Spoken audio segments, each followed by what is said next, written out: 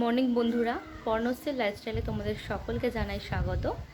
বন্ধুরা, দেখতেই পাচ্ছ বেলা হয়ে গেছে, এখন 11টা বেজে গেছে আর আমাদের বাজারও চলে এসেছে। বাজার থেকে শাক সবজি মাছ সবই এসছে। আর আজকে আমি চলে এসেছি খুব সুন্দর একটা রেসিপি নিয়ে। তো আমার রেসিপিতে কি থাকছে সেটা জানতে হলে তোমাদেরকে পুরো ভিডিওটা শেষ পর্যন্ত মন দিয়ে দেখতে হবে। আর এখন আমি চলে যাব রান্নাঘরে, দেখি কি আছে রেসিপিতে। তাহলে যাওয়া যাক। এই যে বাজার হয়ে গেছে আর ওদিকে রান্নাঘরে মাছ রয়েছে, মাছগুলো ধোয়াও মোটামুটি হয়ে গেছে। এখন চলে যাবো সোজা রান্নাঘরে। ওদিকে তো আমি দেখিয়ে দিলাম যে আজকে সবজির মধ্যে কি কি বাজার থেকে আনা হয়েছে। আর এদিকে এই চিংড়ি মাছ আনা হয়েছে, মাছগুলো তো আমাদের ধোয়া হয়েও গেছে। আর আজকে আমাদের রান্না হচ্ছে চিংড়ি মাছের দো পেঁয়াজা। তো এবার মাছগুলোকে বেছে নেবে। চিংড়ি মাছ বাছা হয়ে গেছে, বেছে এই যে রেখে দিয়েছে। আলু কাটা হয়ে গেছে, পেঁয়াজ কাটা হয়ে গেছে, লঙ্কাও কাটা হয়ে গেছে। কড়াইতে তেল দিয়ে দিচ্ছি চিংড়ি মাছের দো পেঁয়াজা করার জন্য। এই কড়াইতেও তেল দিয়ে দিচ্ছি, এতে আমি চিংড়ি মাছটা ভেজে নেব হালকা করে। 1 কিলো চিংড়ি মাছ আছে, এটাকে বেছে নিয়ে এখন 1 চামচ নুন দিয়ে দেবো, 1 চামচ হলুদ দিয়ে দিলাম। মাছটাকে মেখে নিলাম ভালো করে। মাছটাকে আমি ভালো করে ভেজে নেব। চিংড়ি মাছ দিয়ে দিচ্ছি, তেল গরম হয়ে গেছে।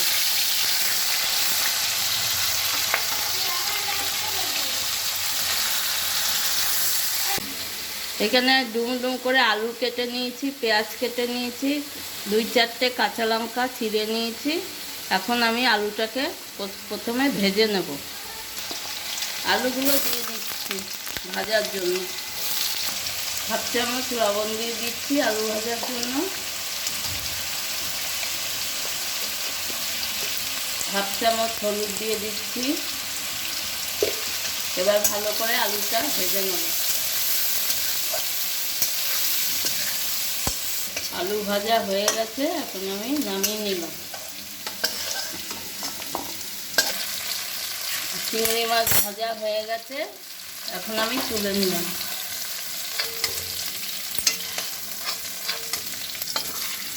এখন আমি আর একটু তেল দিয়ে দিচ্ছি, জিরে তেজপাতা ফোড়নে দিয়ে দিচ্ছি।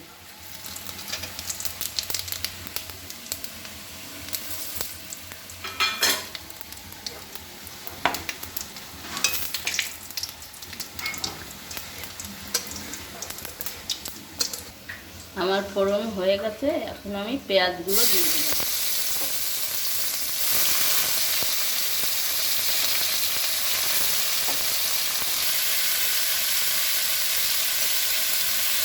পেঁয়াজগুলো ভালো করে লাল লাল করে ভেজে নেব।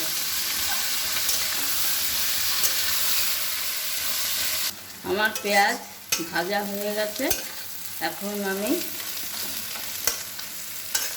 মশলা দিয়ে দেব। এখন আমি মশলা দেব। এখানে আছে আদা বাটা, টমেটো, কাঁচা লঙ্কা বাটা আর হাফ পেঁয়াজ বাটা। এই মশলাটা দিয়ে আমি ভালো করে এটা কষিয়ে নেব। মশলা দিয়ে দেব। কেটে রাখা লঙ্কা চেরা দিয়ে দিচ্ছি।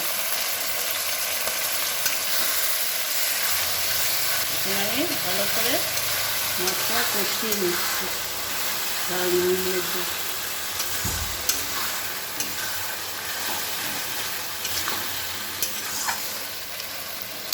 1 চামচ লবণ দিয়ে দিলাম,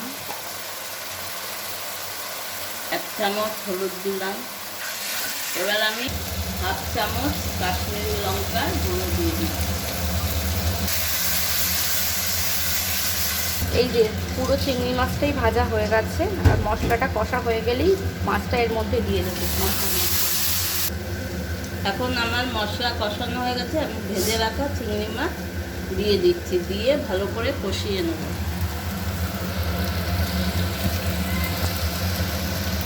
এবার আমি কষিয়ে নিচ্ছি,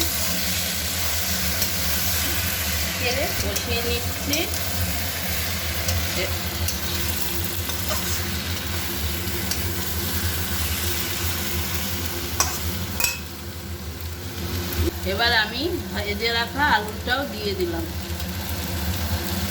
দিয়ে ভালো করে নেড়ে নিচ্ছি।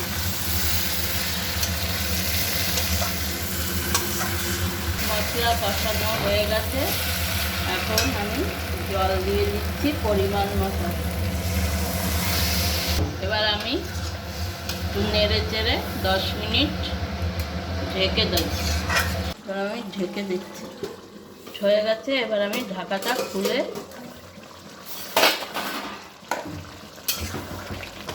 একদম রেডি হয়ে গেছে চিংড়ি মাছের দো পেঁয়াজা। চিংড়ি মাছের দো পেঁয়াজা রান্না কমপ্লিট। তোমরা তো দেখতেই পাচ্ছ। আর আমাদের এই আজকের রেসিপিটা তোমাদের কেমন লাগলো কমেন্ট করে জানিও। ভালো লাগলে লাইক শেয়ার তো করবেই, আর তার সাথে তোমরাও এরকম করে রান্না করে খেয়ে দেখো, আশা করি খুব ভালো লাগবে খেতে। আর আমার চ্যানেলটিকে সাবস্ক্রাইব করতে কিন্তু একদম ভুলো না। তাহলে আবার দেখা হচ্ছে তোমাদের সাথে নেক্সট ব্লগে।